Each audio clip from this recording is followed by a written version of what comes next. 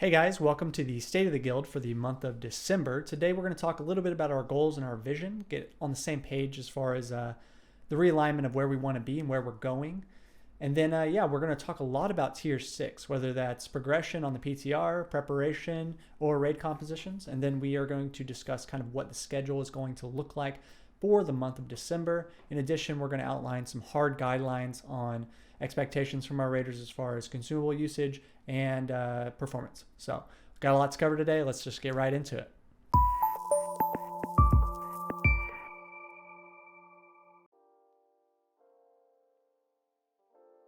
So I want to start this by taking a hard, long look at our guild identity. We spoke at length, the Officer Corps did, over the weekend about what that would look like. You know, we've always kind of seen ourselves as a speed clearing guild, though that's not necessarily been our forte and not necessarily been what people are most excited to do, right? What we excel at without really trying, other than just like trying to parse individually, is speed kills. We excelled in phase 1 where we topped the server and started breaking into the world ranks on that. And we are excelling that in tier 5 and where we currently sit 12th in the world and 4th in the US for speed kills. And that's in the all-star section on Warcraft logs. And so this is just something that we can do every week. This is something that we're good at. This is something that doesn't cause a lot of stress and anxiety in the same way that a speed clear does, not just in performance, but in the amount of consumables that need to be popped, right? It's not really cool to be popping all your haze potions on trash, even though that's probably what's required for a good run. It's much more easy to get people motivated to be popping haze potions on bosses, for example. And so we're going to be looking towards shifting our energy and our focus towards our strength in this department. We're going to pump the brakes a bit on the speed clears. That doesn't mean we're not going to do them at all, but we're going to start leaning into more what we excel at, and that is speed kills and parses. So as far as like what kind of guild we are, I think we are comfortable now saying that we are a speed kill guild and not a speed clear guild. So that's kind of where our head's at right now. We'll gauge the energy of the community as far as what you guys want to see. From what we've gathered and what we've talked to people, this is kind of the direction that is kind of natural for us. This discussion was kind of spurred on by a message in officer chat a couple weeks ago that one of our officers pointed out that they kind of felt we were closer to being one of the best speed kill guilds in the world, one of the best parsing guilds in the world, than we were being one of the best speed clear guilds in the world. That wasn't necessarily to say that we should do one or the other, but it was just a point of order, right? And I tend to agree with that. We're on the cusp. We're a very good guild in the parse department. We've got very good players, but I don't think we've had kind of a stringent, this is what we're doing, this is what kind of guild we are, and this is what you're signing up for. And so this is what I'm kind of highlighting here, and what I want to really like put down in ink is that we are going for speed kills. We are going for individual parses second, and in addition to those speed kills. But really our guild identity is going to be on a team performance, everyone pulling their weight, everyone using all their consumes, and everyone doing as much damage as they can for speed kills on bosses. We're going to keep a relatively balanced comp. We're not going to do anything super degenerate as far as stacking a particular class, but we will be making optimizations here and there to make sure that this is kind of what we're doing from now on. So I hope that excites some of you. I hope that the people that are motivated to try to push to be as competitive as they can be find some solace that, you know, this is something that we are very good at and we have the potential to be great at. On that same motivation front, as far as like having people to compete with in a category that we feel is competitive, I had the opportunity to talk to Kira a little bit on the Warcraft Logs Discord, and I seem to be convincing enough to get a tentative yes on bringing back the Speed All-Stars category that we had in phase 1, right? And this would be a front page metric back again on Warcraft logs to be able to kind of compare ourselves to other people in the world. You don't have to kind of dig in and sort by categories. While I do feel this category is plenty competitive in its own right without having a front page metric, it looks like we will be getting it back for the next tier, which is exciting. And I'd like to be back on there again. So I don't think there's anything we can't do as a guild. And if we put all of our energy into this, we are all pulling in the same direction as a team, we're going to be right there. For healers, for motivation for you guys, we'll have a specific meeting soon to kind of cover, you know, really why this would be something that we would want to do as a group. I'm not sure if speed clears are more compelling for healers or not. But I do know that individual boss strats in this department, as far as speed killing, is going to be dropping us to 3 and even 2 healers sometimes, which should allow us to get some really awesome healing parses on the board. And we'd only really be doing that around a flexible composition where we keep these same healers that we've committed to in the raid in other capacities, right? We're not going to just drop healers and bring in other DPS. It's not really kind of where our head's at right now. We like the 25 people we got, and we're going to remain flexible around our composition to keep those 25 individual players in the group as much as possible. Now, obviously, if there are performance concerns, if there are people not pulling their weight in the consumable department, we will have to be looking towards replacing those people. And we'll talk a little bit in the future of this video on exactly what those metrics are and what that process entails. A lot of what this video and what we've discussed at the meeting over the weekend is really just getting everything that we kind of know and feel as like basic understandings that people should have in hard ink. Everyone understands the guidelines, everyone understands the assignment, and there's no confusion about what is expected of everyone. I wanted to interject quickly about kind of the perspective of this video. This is a perspective of CVG1's expectations and goals, though with recent changes in Orange Team and where we want to go with that team, you can just expect that the content herein to apply completely to Convergence Orange as well. So this is something that will be kind of shifting the identity towards both teams so that there's not like a stark contrast in what you're signing up for in both of the teams, right? So really the overarching goal, if you're joining one of these teams, is we are going to try to get better every single week. That's the goal, that's the expectation. We're not going to clear the content and rest on our laurels and just, repeat the same performances, right? A lot of people's motivation, the majority of the people's motivations in this guild is to be better this week than they were last week, and we're going to try to support that as much as possible and try to have everyone on the same page.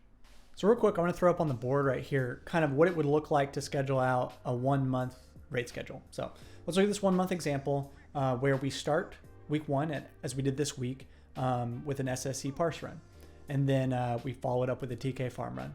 The week after that, we would then start with a TK parse run, followed up with an SSC farm run, and then repeat that in weeks 3 and 4 alternating. So the thinking behind this is that our best performance comes at the beginning of the night. It's no secret that over a 3-hour raid, performances tend to slip a little bit. This allows us to front load the best of our talents at the beginning of each raid. So simple enough. And then this will also allow us to kind of be competing every single week. We're not going to be getting rusty as far as like performing, but allowing us to kind of like take half of the raid off and not to have it full high octane for the full 3 hours each week. So you can go in each week expecting to have to perform, but only for a period of time that constitutes about half the raid. So this should be pretty easy for us to keep that rust off, keep the performance high, keep the foot on the gas pedal, so to speak, without breaking the bank. We'll kind of outline what a parse run and a farm run means as far as consumable expectations, but the long and short of it is farm runs you can expect to be much more lax and save a lot more gold in that department. In addition to this, we will be speed clearing now once every 2 months. This will kind of allow us to keep up to date on the strategies and kind of keep up a serviceable time on that category as far as speed clears on the server rankings, just to make sure we're not slipping too much. Again, that's not where our main focus is going to be. That's not where our bread and butter as far as our guild identity is, but we still want to do it, and there's still some value into changing things up every once in a while. We are going to practice those speed clear trash strategies on those parse nights as well, because I mean there's still a lot of value in clearing the raid quickly and getting it all done in one night. In order to adhere towards this schedule, the officers have agreed to meet on the first Sunday of every month. That will allow us to get everything in order as far as what we're planning for the raid schedule, and then as well as do performance evaluations and making sure everyone's pulling their weight in the consumable department and the DPS department.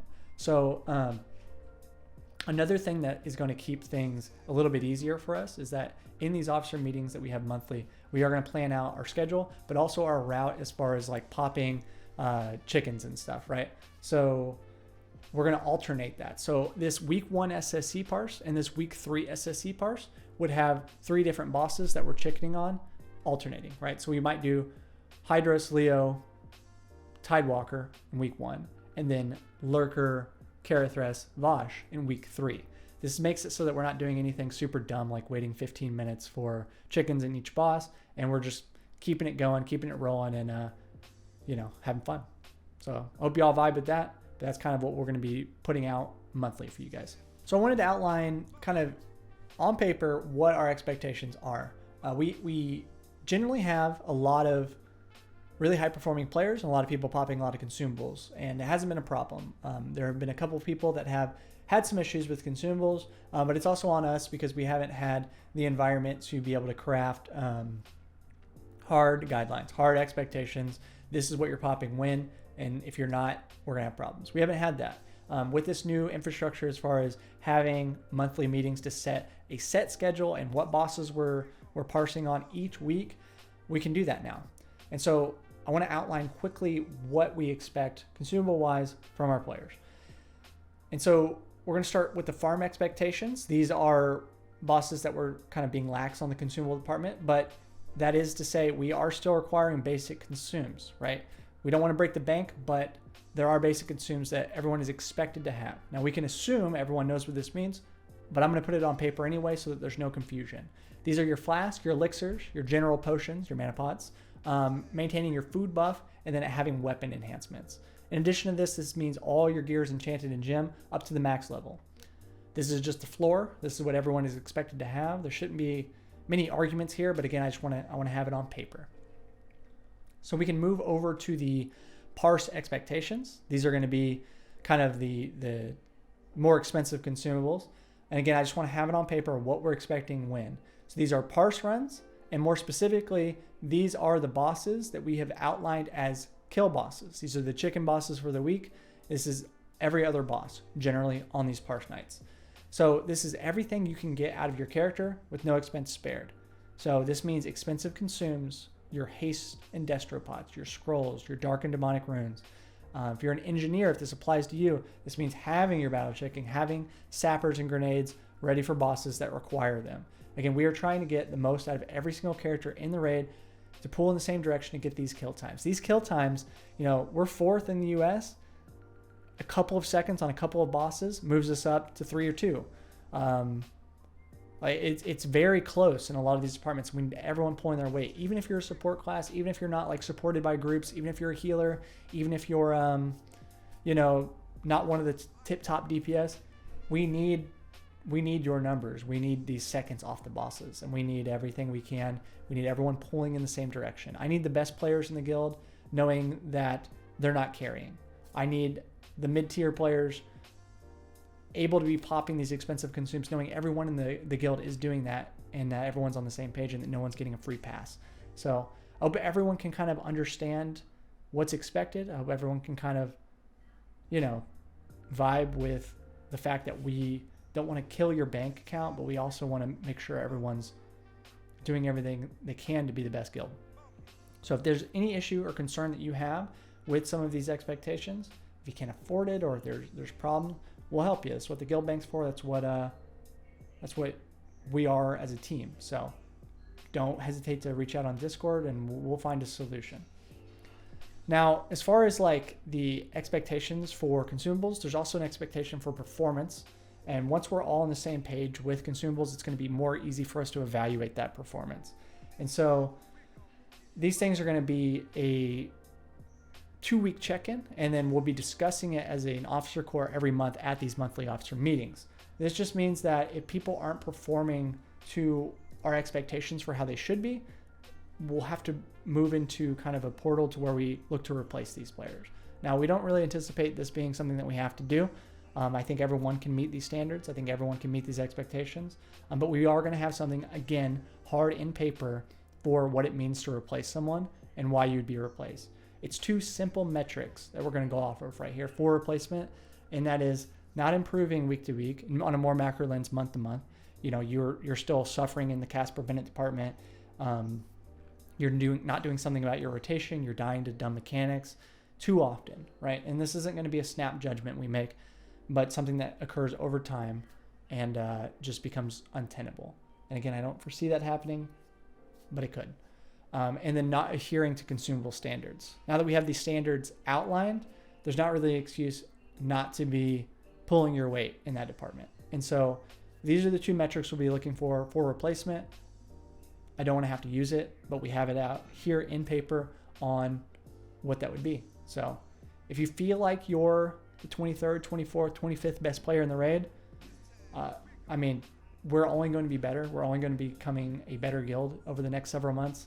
And I don't want your seat to be high. I want it to be, I need you to be pulling your weight. I need you to be increasing your performance. And if not, well, we have these options now. So is what it is. I hope everyone comes prepared. So we'll try to keep this section a little shorter. This is just tier 6 is on the horizon, guys. We feel as if the PTR could drop any week now, in the middle of the month. If it does, we anticipate a mid to late January release of the content. And that just means that the preparation phase is starting now, right? We need to be prepping those BT and Hydro attunements. That's not just doing your quest to kill KT and Bosch, which most of you have. That is starting your Shadow Moon Valley chain. So make sure you're starting that, doing that, and you're all ready. I don't want to go into raid day with 24 people because someone fucked up. So just make sure you're doing it now. We'll have a checklist as we did for tier 5 content to try to keep everyone on the same page. But yeah, it should be pretty easy. The big thing for prep for you guys that I want you to do is to start planning around in your schedule, your personal life, to do a little bit of research and development on gearing for tier 6 for your class, how your class changes going into the tier, and then just keeping up to date on any relevant theory crafting, whatever's changing about your class rotation wise, or if there's some new funky things that you can do to increase your DPS. If everyone can stay on the cutting edge of their class, we can keep the discussion up in our Discord. We're going to be performing at the highest level we can be. So make sure you're on top of that and make sure you have a plan. So I wanted to touch a little bit on some compositions we're looking to be running going into tier 6. Our progression comp is going to be our comp going in day 1. And this is going to be pretty basic. It's kind of what we have going on right now. The only swap that we have is Shim going back from LA to Resto. This will give us some cushion a little bit for healing and allow us to be a little bit safer on day 1. That's pretty much it. Nothing too crazy here. It should be par for the course of what you expect. Now going into weeks 2 and 3, this is where things kind of, they change up a little bit, right? We're starting to move more to having the ability to push for these speed kills as quick as possible. Shim would be moving back to Ellie much quicker. And again, I'll touch on that a little bit.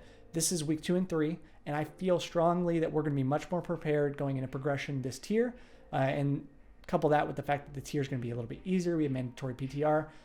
We're going to be moving into this speed kill comp, this 4 heal comp, much quicker than we did in T5. So a week 2-3 comp would look like Shim moving back to Elemental, and then having Shira, when he is available, move to Resto Shaman from his Priest, which would keep us at 6 Shamans in the raid for speed kills. Trogath would then move to his Warlock.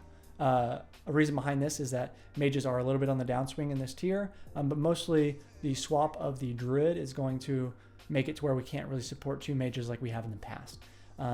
Speaking of the Druid, that is going to be McDermott on a Warlock, which would then have Kali go Dream State. This ostensibly adds half a DPS to the raid, and I think this is kind of our best bet for the majority of our compositions this tier. Now, an exciting theory comp for the late phase. This is when the contested tokens of the Shaman and Hunter Warrior get taken care of towards the end of the phase, when we can start bringing in and making some of these role swaps. This is an additional melee Hunter group where Shim would then go to Enhance Shaman, McDermott would then go to Feral Druid, Trogoth would play a Fury Warrior, and we would make it so that we have 6 Lust while everyone in every group is supported for DPS. When Armor Pin starts coming into play, and we're able to get these gear on these people, this is going to look to be a very strong comp. This might not be something we do in BT. If it is, it's going to be at the very end. Definitely something we start looking more towards in Sunwell. Now here we're at one of my favorite parts is PTR is soon. It could be in a couple weeks, could be in a month, could be as early as the 14th when the nerfs drop. Either way, this is going to be something that we all need to be on the same page for. Everyone knows from previous State of the Guilds that we are moving to a mandatory PTR setup.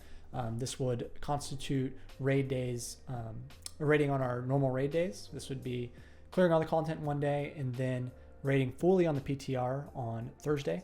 And then adding that Sunday that we have in the schedule for PTR. So Thursday, Sunday, PTR, CVG 1 with a Orange raid on Monday.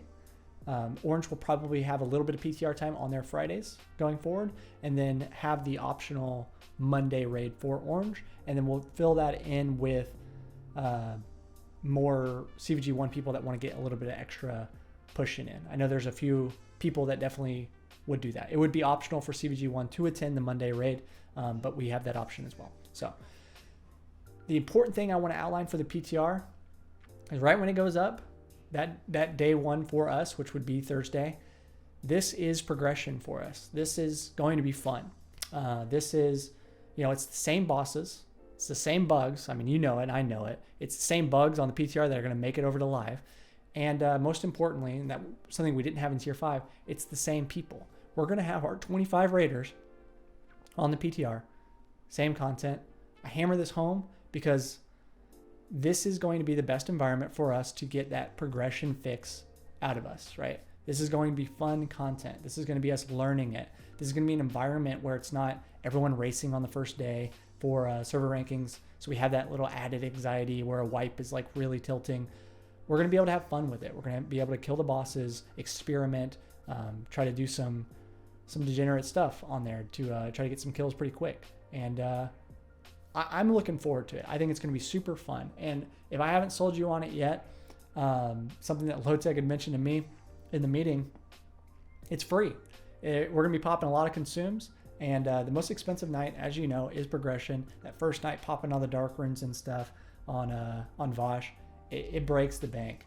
On the PTR, all of our raid progression is for free. All the consumables for free. So pretty nice. It's going to be fun. I'm looking forward to it. It is when it comes out, that's new content as far as I'm concerned. I said it time and time again. I will hammer it home again one last time. It is going to be fun. So I'll see you there. All right, guys. That's pretty much it. Ultimately, I really love where the guild's at right now. The core of the guild is really the strongest iteration we've ever fielded, and we're on a clear upward trajectory where we want to go. Our faults are super identifiable, and we're addressing them. They're easy to address in that capacity. And I really hope you see what I see in kind of a zoomed out macro lens as far as constant improvement, every single content phase, and big leaps at certain junctures. And I hope we have another big one coming up this next phase. So there is a ton to be optimistic about, as I am. We have new content just on the horizon, and I'm so excited to tackle this tier 6 content with the best version of ourselves with all of you.